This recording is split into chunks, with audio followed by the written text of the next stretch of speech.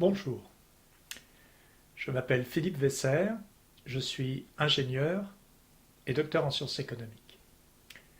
Durant ma vie professionnelle, j'ai notamment été analyste financier, dirigeant d'entreprise dans un groupe industriel et pour finir investisseur. Le travail que je vais vous présenter est l'aboutissement de questions que je me suis posées lorsque j'étais analyste financier dans les années 80. À cette époque, la rentabilité des sociétés françaises était médiocre, alors que les sociétés américaines étaient très rentables. Par voie de conséquence, les sociétés françaises étaient très endettées quand les américaines ne l'étaient pas. J'avais lu par ailleurs que les ménages français étaient peu endettés quand les ménages américains l'étaient beaucoup. Je me suis demandé s'il y avait un rapport entre l'endettement des ménages et celui des sociétés. Plus généralement, je me suis posé la question de savoir comment les comptes des différents secteurs économiques interagissaient entre eux. Ce n'est qu'une fois ma vie professionnelle achevée que j'ai véritablement eu le loisir de me consacrer à cette question. Je me suis alors aperçu que le problème était intéressant parce qu'il impliquait pour la maîtrise du déficit public. Qu'est-ce qu'un déficit public ? Un excès des dépenses publiques par rapport aux revenus publics, bien sûr, mais pas seulement. Un déficit public reflète toujours un autre déséquilibre macroéconomique. Ce déséquilibre macroéconomique, il est intéressant de le comprendre pour mieux résorber le déficit public. Cette vidéo traite de cette question. Une deuxième vidéo traitera du lien qui existe entre la croissance et le déficit public. La croissance est-elle toujours le moyen de résorber le déficit public ? Notre démonstration va consister à utiliser une relation bien connue des comptabilités nationales que pourtant l'analyse économique n'utilise pas. Voyons d'abord cette relation avant d'évoquer la raison pour laquelle elle n'est pas utilisée par l'analyse économique. La relation pose que si l'on regroupe les unités économiques en secteurs, la somme des soldes des secteurs qui composent une économie est nulle. Ainsi, si l'économie est décomposée en sociétés, ménages, secteur public et reste du monde, on a solde des sociétés, plus solde des ménages, plus solde public, plus solde du reste du monde, égale 0. Bien évidemment, la relation reste vraie si tous ces termes sont divisés par une même grandeur, par exemple le PIB qui mesure l'activité économique, et l'on a taux de solde des sociétés, plus taux de solde des ménages, plus taux de solde public, plus taux de solde du reste du monde, égale 0. Avant de poursuivre, précisons ce qu'on entend par solde d'un secteur. Nous appelons solde d'un secteur la différence entre la somme de tous les revenus qu'il encaisse dans son activité économique en provenance des autres secteurs et la somme de toutes les dépenses qu'il décaisse vers les autres secteurs. Nous disons bien tous les revenus et toutes les dépenses que l'activité économique occasionne, quelle que soit leur nature. Par conséquent, les dépenses d'investissement font partie des dépenses, aussi bien que les dépenses de consommation. Le solde d'un secteur est aussi égal à la somme des soldes des secteurs, des unités qui le constituent. Nous n'en ferons pas la démonstration, mais elle est très simple à faire. La différence entre tous les revenus et toutes les dépenses d'une période, c'est en quelque sorte l'épargne qui a été constituée durant cette période. Nous appellerons donc parfois ce solde pure épargne pour le distinguer de l'épargne de l'analyse économique dont la définition est généralement différente. Dernière chose, ce solde est égal aussi à une petite différence près sur laquelle il est inutile ici de s'étendre, à ce que les comptabilités nationales appellent capacité, besoin de financement. Nous préférons le terme de solde qui nous paraît plus simple. Pourquoi la somme des soldes des secteurs est-elle nulle ? La somme des soldes des secteurs est égale à la différence entre la somme de tous les revenus entre secteurs est la somme de toutes les dépenses entre secteurs. Or, lorsqu'un échange a lieu entre deux secteurs, ce que l'un appelle revenu, l'autre l'appelle dépense. À chaque revenu correspond une dépense qui lui est égale et réciproquement. Il en résulte que dans la somme des soldes des secteurs, les revenus et les dépenses s'annulent entre eux. Attention, la somme des soldes des secteurs n'est nulle qu'à la condition que nous venons d'énoncer. Le système de la comptabilité nationale employée doit être tel que lorsque le revenu d'un secteur est comptabilisé, la dépense qui lui correspond dans un autre secteur est aussi comptabilisée et réciproquement. Si cette condition n'est pas remplie, d'autres éléments apparaissent dans la relation. Ce sont les revenus comptabilisés pour lesquels la dépense correspondante ne l'a pas été et, de la même façon, les dépenses comptabilisées pour lesquelles le revenu correspondant ne l'a pas été. La nouvelle relation reflète alors imparfaitement la logique des flux intersectoriels, car des éléments s'y mêlent qui ne reflètent que des conventions comptables.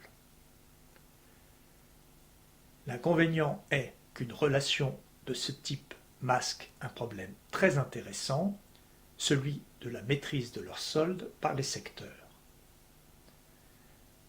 Et c'est précisément une relation de ce type qu'emploie généralement l'analyse économique classique pour analyser la logique des flux intersectoriels.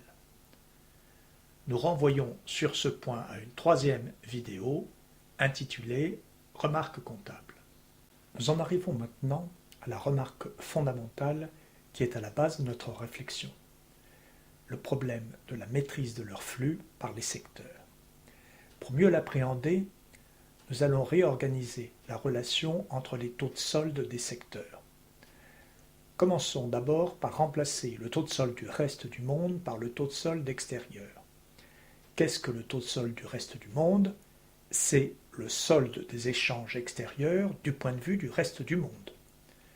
Le solde extérieur, qui est le solde des échanges extérieurs, mais considéré du point de vue de l'économie considérée, est donc égal à l'opposé du solde du reste du monde. La relation entre les taux devient taux de solde des sociétés, plus taux de solde des ménages, plus taux de solde public, moins taux de solde extérieur, égale 0. Cela signifie aussi que la somme du taux de solde des sociétés, du taux de solde des ménages et du taux de solde public est égale au taux de solde extérieur. Les trois taux de solde des sociétés, des ménages et du secteur public sont donc nécessairement liés entre eux. Cette dépendance pose du même coup le problème de la maîtrise de leurs soldes par les secteurs. Nous allons illustrer ce problème par un exemple. Supposons, pour simplifier, une économie fermée. Ceci revient à dire que le taux de solde extérieur est nul puisqu'il n'y a pas d'échange extérieur. Eh bien, dans ce cas-là, la somme des taux de solde des sociétés, des ménages et du secteur public est nulle. Il en résulte que ces trois taux de solde ne peuvent pas être tous positifs en même temps. Si deux d'entre eux sont positifs, le troisième secteur a nécessairement un taux de solde déficitaire.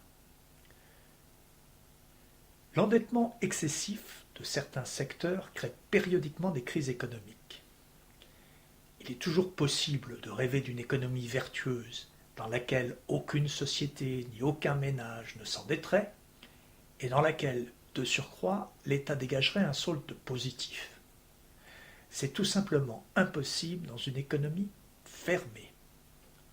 Cela devient possible dans une économie ouverte parce qu'alors le solde extérieur peut être positif. Si le taux de solde extérieur est positif, les trois autres taux de solde peuvent être positifs en même temps. Cependant, l'équilibre de cette économie vertueuse ne s'obtient qu'au prix d'un déséquilibre dans les autres économies, car un solde extérieur positif ici induit ou des soldes extérieurs négatifs ailleurs. Dans ces autres économies, les sociétés ou les ménages ou le secteur public sont en déficit et le sont d'autant plus que le solde extérieur est négatif. La capacité d'un secteur à maîtriser son solde, c'est la capacité des unités qui le composent à maîtriser leur solde. C'est donc la capacité de ces unités à adapter le plus rapidement possible leurs dépenses à la fluctuation de leurs revenus. Notre thèse est qu'il y a de ce point de vue une différence fondamentale entre le secteur public et les sociétés et les ménages. Sous-thèse numéro 1. Face aux fluctuations de leurs revenus, les ménages sont capables d'adapter rapidement certaines de leurs dépenses pour maintenir ou faire varier le taux de pure épargne qu'ils dégagent. Bien évidemment, cette adaptation peut être douloureuse, mais ce n'est pas là la question. Sous-thèse numéro 2. Face aux fluctuations de leurs revenus, les sociétés sont aussi capables d'adapter rapidement certaines de leurs dépenses pour maintenir ou faire varier le taux de pure épargne qu'elles dégagent et pour maîtriser ainsi leur taux de solde. Elles ont pour cela deux dépenses discrétionnaires à leur disposition, l'investissement ou le dividende. Face à une baisse brusque de revenus, par exemple, les sociétés peuvent revoir rapidement à la baisse leur plan d'investissement pour se désendetter ou s'endetter le moins possible. Sous-thèse numéro 3. Le secteur public n'a pas la même souplesse que les deux autres secteurs. Certes, d'un certain point de vue, il paraît avoir plus de maîtrise qu'eux, car le gouvernement a la capacité de décider de faire voter de nouveaux impôts. Mais une fois ces impôts votés, la règle de production des revenus publics est fixée et ces revenus publics dépendront ensuite largement, comme ceux des sociétés et des ménages, de la conjoncture. Mais le secteur public est beaucoup moins libre que les sociétés et les ménages pour adapter ses dépenses à ses revenus. Car, en même temps que le vote du budget fixe la règle de production des revenus publics, il fixe la règle de production des dépenses publiques, qui dès lors deviennent largement rigides.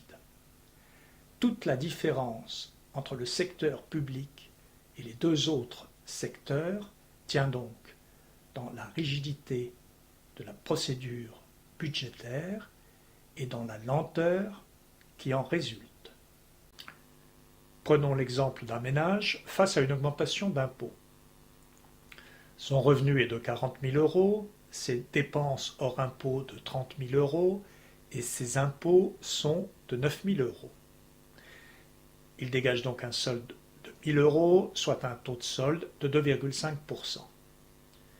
Supposons que l'année suivante, son revenu étant inchangé, ses impôts augmentent de 1 000 euros. Le ménage peut choisir de maintenir ses dépenses au niveau de l'année précédente, auquel cas son solde est nul. Mais il peut aussi choisir de baisser ses dépenses de 1 000 euros pour maintenir son taux de solde au niveau de l'année précédente. C'est lui qui en décide. S'il décide de maintenir son niveau de solde et que tous les ménages font le même choix, leurs dépenses hors impôts vont baisser et entraîner une baisse de l'activité économique. L'assiette sur laquelle est prélevé l'ensemble des impôts va alors baisser. Face à cette situation, le gouvernement peut réagir et faire voter de nouveaux impôts, mais à leur tour, les ménages pourront réagir. Loin de nous l'idée de dire que toute hausse d'impôts se traduit par une baisse égale des dépenses hors impôts des ménages. Nous disons simplement que ce sont les ménages qui décident de leur réaction face à une variation d'impôt, comme ils décident du moment où ils la feront. De la même façon, ils décident de leur réaction à toute variation des revenus qui proviennent du secteur public, des prestations sociales ou des salaires que le secteur public leur verse s'ils sont fonctionnaires. Nous prétendons qu'il en est des sociétés comme des ménages. face à une variation pérenne de leur impôt, par exemple, elles feront varier leurs autres dépenses et elles ont notamment pour cela à leur disposition le dividende, la rémunération versée à leurs actionnaires. Lorsque des éléments sont liés, ce sont les plus rapides à s'adapter qui déterminent ceux qui le sont moins. Les trois taux de solde des sociétés, des ménages et du secteur public sont liés. Et du fait de la contrainte de la procédure budgétaire, le secteur public a une rapidité d'adaptation beaucoup moins grande que les sociétés et les ménages. Le taux de solde public est donc déterminé par les autres soldes.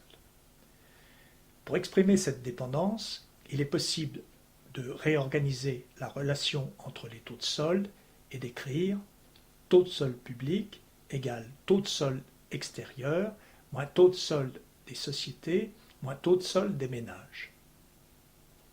Cependant, les deux secteurs des sociétés et des ménages peuvent être regroupés dans un secteur plus vaste, le secteur privé. La somme des taux de solde des sociétés et des ménages est égale au taux de solde du secteur privé, ou si l'on préfère, au taux de pure épargne privée.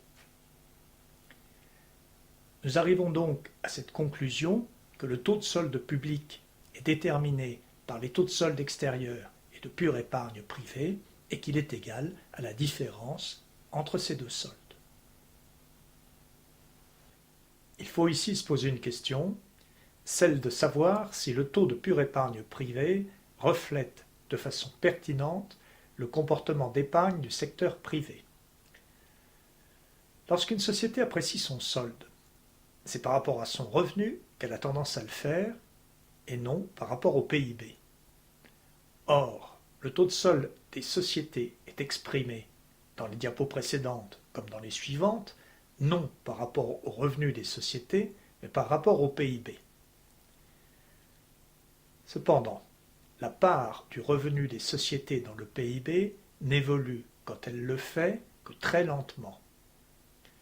Les statistiques montrent que les variations du taux de solde des sociétés par rapport à leurs revenus sont très corrélées aux variations du taux de solde des sociétés par rapport au PIB.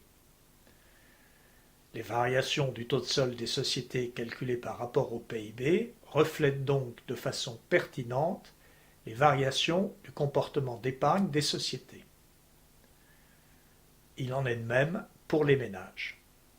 Si bien que le taux de pure épargne privée reflète bien de façon pertinente le comportement d'épargne du secteur privé. La relation qu'on a dégagée est-elle logique?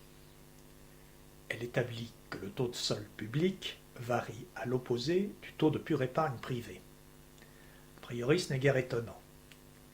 Il est facile, par exemple, de concevoir que lorsque le taux de pure épargne privée baisse, c'est-à-dire lorsque le secteur privé dépense une plus grande part de son revenu, il s'ensuit une croissance qui tend à améliorer le taux de solde public. La relation qu'on a dégagée établit aussi que le taux de solde public varie dans le même sens que le taux de solde extérieur. Là encore, ce n'est a priori guère étonnant. Il est facile de concevoir que lorsque la proportion des exportations par rapport aux importations augmente, il s'ensuit une croissance qui tend à améliorer le taux de solde public. En revanche, il y a dans cette relation une chose étonnante et qui peut sembler illogique: l'absence de tout élément directement lié à la politique fiscale. N'y figurent ni les revenus ni les dépenses publiques. Est-ce à dire que la politique fiscale n'a aucune incidence sur le solde public? Bien sûr que non. La politique fiscale a bien une incidence sur le solde public, mais elle est indirecte et passe, comme on va le voir, par le taux de solde extérieur. Une augmentation marginale de la dépense publique, par exemple, stimule l'activité économique. Il en résulte normalement une hausse des importations. Les exportations, de leur côté, dépendent du volume d'activité du reste du monde et pas de celui de l'économie considérée. Or, la hausse marginale de l'activité économique suscitée par la dépense publique supplémentaire n'a normalement aucun impact significatif sur l'activité du reste du monde et n'en a pas non plus sur les exportations qui restent égales à elles-mêmes. Une augmentation des importations pendant que les exportations restent constantes entraîne une baisse du taux de solde extérieur et par conséquent une baisse égale du taux de solde public. La démonstration serait identique pour une baisse marginale de la dépense publique ou bien pour une hausse ou une baisse marginale des impôts. En définitive, l'incidence de la politique fiscale sur le taux de solde public se manifeste par l'intermédiaire de son incidence sur le taux de solde extérieur. Voyons maintenant ce que cette relation peut nous apprendre dans l'économie réelle. Des données sont disponibles pour les États-Unis.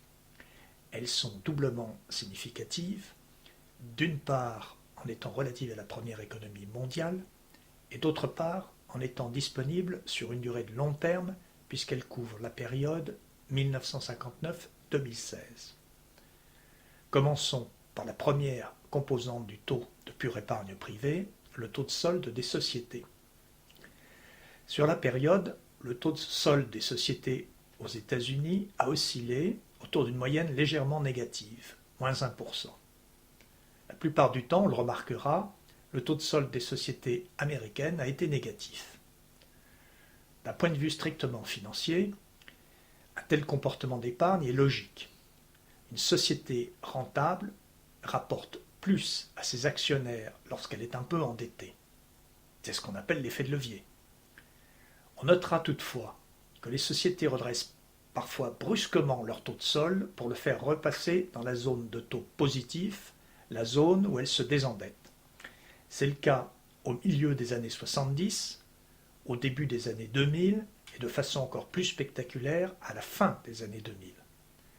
Ces trois redressements correspondent à des récessions.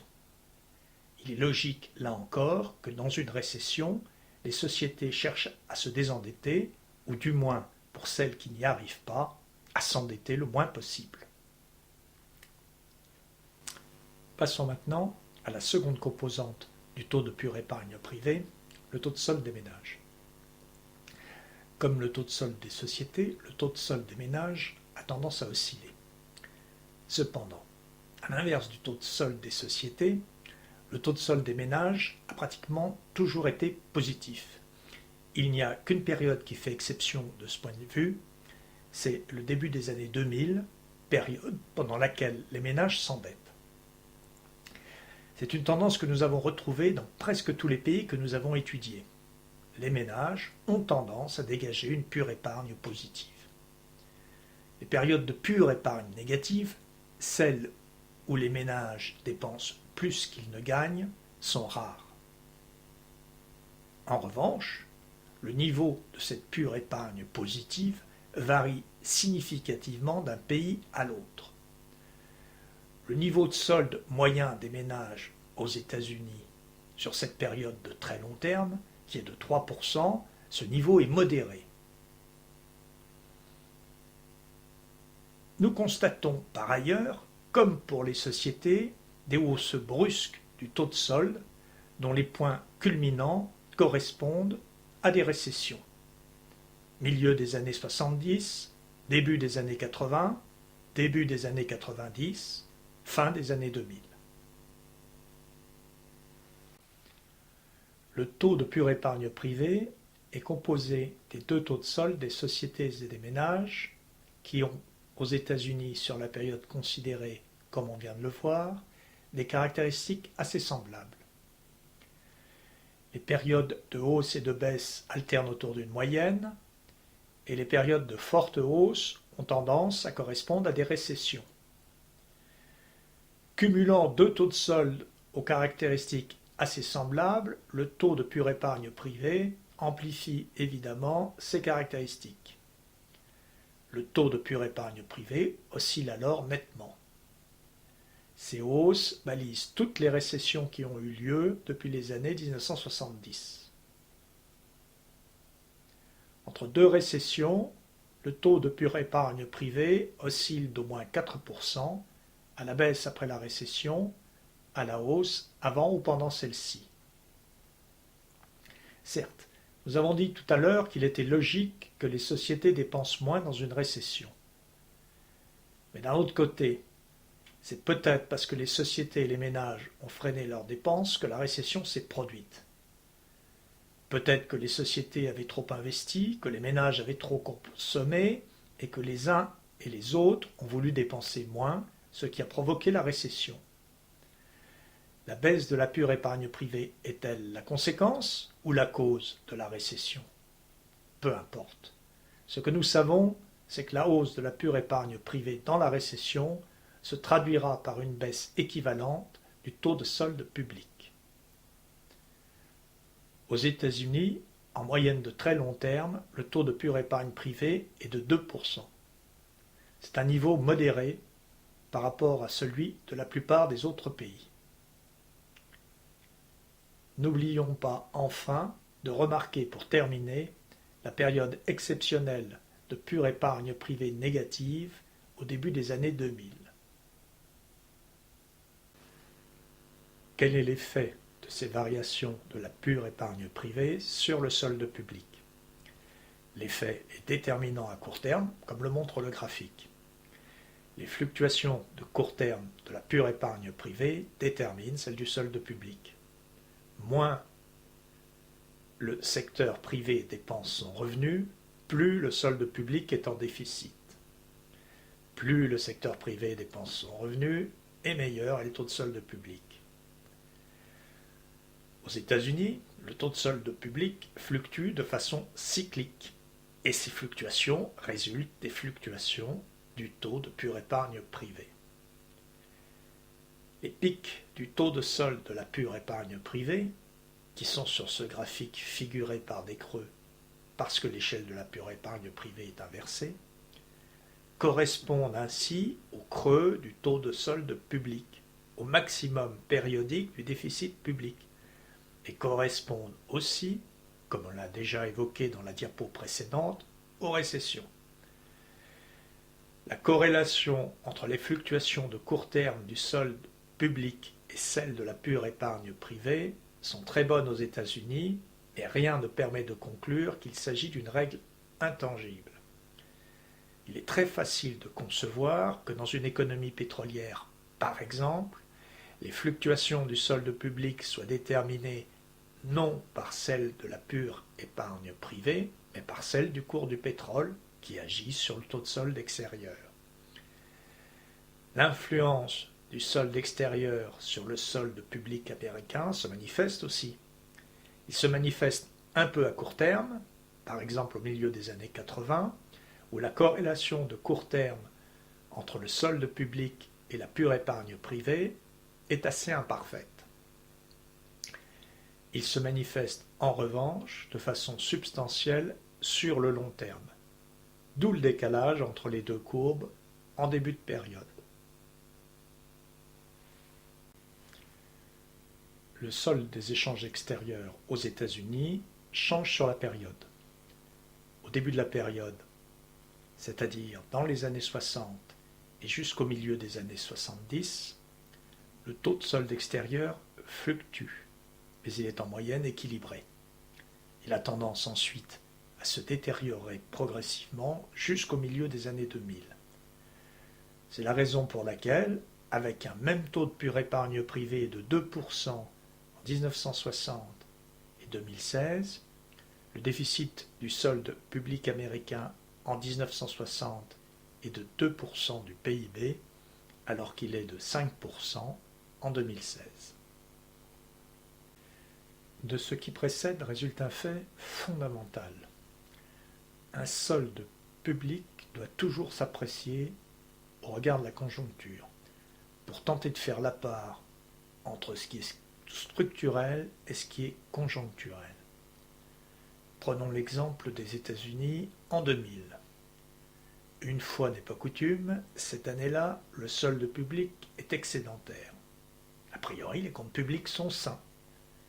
A priori seulement, parce que si le déficit public est excédentaire en dépit d'un solde extérieur très déficitaire, puisqu'il est à moins 5% du PIB, C'est parce que la pure épargne privée est elle aussi négative. Elle est à moins 5% du PIB. Le secteur privé dépense plus qu'il ne gagne. Or, comme on l'a vu précédemment, ce comportement est inhabituel, exceptionnel. D'habitude, le secteur privé dépense moins qu'il ne gagne, et sur très long terme, le taux de pure épargne privée américain est de 2% du PIB.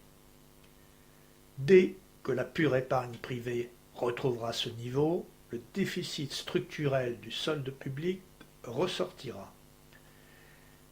Il sera alors d'environ moins 7%, ce qui est très malsain. C'est ce qui va se passer, et au-delà même dans les années qui suivent. En 2012, le taux de solde public est à moins 9%. Mais un excès ayant suivi l'autre, la pure épargne privée est cette fois très positive, à 6%. À son niveau moyen de 2% du PIB, le taux de solde public serait de moins 6%. Tout à l'heure, on avait trouvé moins 7%. En dépit des apparences, l'équilibre fondamental des comptes publics s'est plutôt amélioré. Pourquoi ? Parce que le déficit du solde extérieur a un peu baissé, de moins 5% à moins 4% du PIB. Un déficit public excessif peut être structurel, mais il peut être aussi conjoncturel. Un déficit public excessif peut être dû qu'à une hausse exceptionnelle et temporaire de la pure épargne privée, comme celle qu'on a vue se produire aux États-Unis pendant les récessions. Une fois la récession passée, les sociétés reprennent les investissements qu'elles avaient réduits drastiquement dans la récession, les ménages se remettent à consommer comme avant la récession, ce qui fait que la pure épargne privée revient à un niveau normal. Et ceci résorbe l'excès du déficit public. Un déficit public excessif de ce type est conjoncturel. Mais un déficit public excessif peut aussi être structurel. Mais en ce cas, à quoi est-il dû ? Un excès structurel de la pure épargne privée ou à une insuffisance structurelle du solde extérieur ? En fait, l'appétence à la dépense ou à l'épargne du secteur privé est très différente d'un pays à l'autre et nous semble ancrée dans des comportements culturels. Aux Pays-Bas, par exemple, les sociétés ne s'endettent pas et épargnent beaucoup. C'est le cas aussi au Japon. En Suisse, ce sont les ménages qui épargnent beaucoup. Nous doutons que l'action de l'État puisse avoir réellement prise sur ces comportements culturels. Nous doutons que l'action de l'État puisse avoir un effet durable sur le niveau de pure épargne privée. Dans ces conditions, résorber le déficit extérieur est en fait, que l'État en soit conscient ou pas, le seul moyen dont il dispose pour résorber un déficit public structurel. C'est à cela qu'aboutit une politique de l'offre réussie. Faute d'avoir mené à temps une telle politique, l'État court le risque d'une crise de défiance sur sa dette. Il lui faudra alors mener dans l'urgence une politique d'extrême rigueur qui, en provoquant une récession, réduira les importations. Ceci redressera le solde extérieur et avec lui le solde public. Finalement, quelle conclusion tirer de toute cette analyse ? La première grande conclusion est qu'un solde public doit toujours s'apprécier au regard de la conjoncture. Certains excédents peuvent être faussement rassurants, certains déficits faussement alarmants. C'est pourquoi il est nécessaire de faire la part dans l'évolution du solde public de ce qui est conjoncturel et de ce qui est structurel. De 2010 à 2014, des politiques budgétaires relativement restrictives ont été menées aux États-Unis et en France. Eh bien, ce serait une erreur que de leur attribuer l'amélioration du taux de solde public d'environ 4% dans les deux pays. Cette réduction s'explique avant tout par la baisse de la pure épargne privée, qui est revenue à son niveau normal après une forte hausse dans la crise de 2008-2009. Attention, ceci ne veut pas dire que l'effort de modération sur la dépense publique dans cette période a été inutile. C'est une autre question. Nous disons simplement que ce serait une erreur d'analyse d'attribuer à la modération de la dépense publique cette augmentation de 4% du solde public, ou d'attendre que la poursuite de cette modération produise automatiquement le même effet. Tout dépendra de l'évolution du taux de pure épargne privée, mais aussi, bien sûr, de celle du taux de solde extérieur. La deuxième grande conclusion est qu'il est de l'intérêt général que la pure épargne privée soit à un niveau modéré. Il n'est pas bon que les ménages ou les sociétés épargnent trop. Les sociétés japonaises, par exemple, épargnent trop, et c'est ce qui crée le déficit du solde public japonais. Si les sociétés japonaises versaient en dividendes cet excédent, et si ce dividende supplémentaire était ensuite dépensé par ceux qui le reçoivent, le déficit public japonais se résorberait. La troisième grande conclusion est que la résorption d'un déficit public structurel passe par l'amélioration de la compétitivité extérieure. Si le taux de pure épargne privée structurelle est modéré, les échanges extérieurs doivent être équilibrés. Le solde public sera alors déficitaire, mais le taux de déficit sera modéré. Si le taux de pure épargne privée structurelle est élevé, il n'est qu'une façon d'éviter un déficit public structurel excessif, c'est que le solde extérieur soit structurellement positif et d'autant plus élevé que la pure épargne privée l'est. Le seul problème est que cet excédent trouve nécessairement sa contrepartie dans un déficit extérieur ailleurs. Le problème est reporté chez les autres. Si vous désirez approfondir cette présentation, nous vous renvoyons au livre « Réduire le déficit public » que vous pourrez commander sur Amazon. L'analyse y est bien sûr plus complète et l'exposé s'appuie sur de nombreux cas concrets illustrés par des tableaux et des graphiques. Vous avez aussi à votre disposition un site à l'adresse deficitandgrowth.com. Vous y trouverez les données relatives aux pays pour lesquels l'OCDE fournit les éléments nécessaires à notre méthode d'analyse. Vous pourrez consulter ces données mises en forme selon notre méthode et vous pourrez aussi manipuler ces données à l'aide d'outils de simulation. Enfin, rappelons qu'une deuxième vidéo YouTube Croissance traite du lien qui existe entre la croissance et le déficit public. Une troisième vidéo, Remarques comptables, aborde des questions un peu plus techniques. Elle aborde notamment la question du rapport entre l'investissement et l'épargne de l'analyse économique habituelle, qui est différente de ce que nous appelons pure épargne. Tous ces travaux sont aussi disponibles en anglais. Merci beaucoup de m'avoir écouté. Vos commentaires ou remarques éventuelles sont les bienvenus. Veuillez les adresser à deficitandgrowth@gmail.com.